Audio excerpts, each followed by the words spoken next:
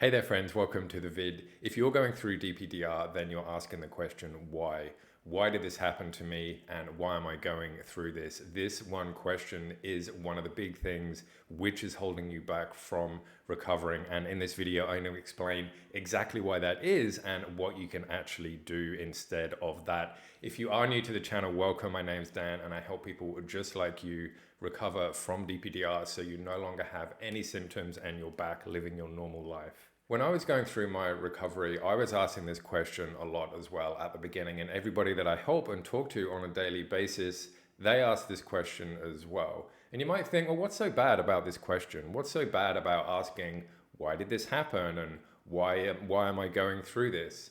And the thing is, initially, it's not actually that bad. It can be good to think of that question. And the reason I say that is because if you break your leg, and you say, why did I break my leg? You can say, oh, because I was doing something stupid or there was an accident and my leg broke. You know, if you get sick from something, you can think, well, why am I sick? And you think, oh, it's because I was hanging out with that person and they were sick, so perhaps I've got the sickness from them. The reason the question of why is so important is so you can avoid it happening in the future. So initially, it's okay to ask that question. The problem is what happens if you get 1 month into this and you're still asking that question, or you get 6 weeks or 2 months or 3 months or 6 months or however long and you're still asking this question of why. I've chatted to people on discovery calls who have been going through DPDR a couple of years and they're still asking this question. It doesn't necessarily matter if you can work out why it specifically happened, because even if you did, that's probably just one thing out of 50 things that's actually been happening to you, which led you to get to this point. So right now you might be a little bit confused thinking, well, do I figure out why this happened or do I not have to figure out why this happened? And the answer is, if you can figure it out, then that's great. That's amazing, because you can do your best to avoid that in the future. And if you can't figure it out, it doesn't matter, because all the things that you are going to eventually figure out about yourself while you are recovering, it's probably going to give you the answer anyway.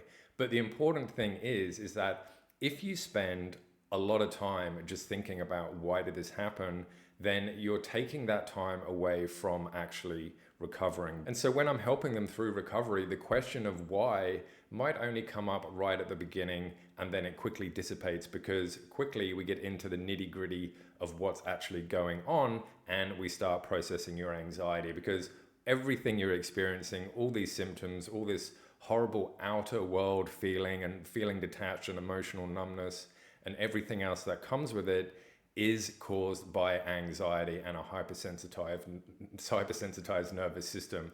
And so once you cool that down and once you get back into equilibrium and you reset your relationship with anxiety so it's just on a normal level, then all the symptoms are going to start to go by themselves. What's important is getting to why you are anxious, not why you're in DPDR. We know why that is because you are anxious. We've got to figure out, why are you anxious? And then once you figure that out, then everything else takes care of itself. And this is really powerful, and I see it all the time when I'm coaching people and when I'm chatting to people in the Freedom course about this. And that self-discovery that they go through is just so amazing, and it's really, really great and encouraging to see it when people start to get a clear focus about what they're meant to be doing and they get on a clear path and they know exactly what to do and exactly when to do it. And if you want to be on that path as well, then go check out the Freedom course. It's an online course. It's the best DPDR recovery course. There's so many videos, there's worksheets. You get access to me to answer any of your questions. And there's a lot of people in there right now recovering. So if you want to recover as well, then go check out the Freedom course. The link for that is in pinned comment and the description. And until next time, I'll see you in the next video. Bye.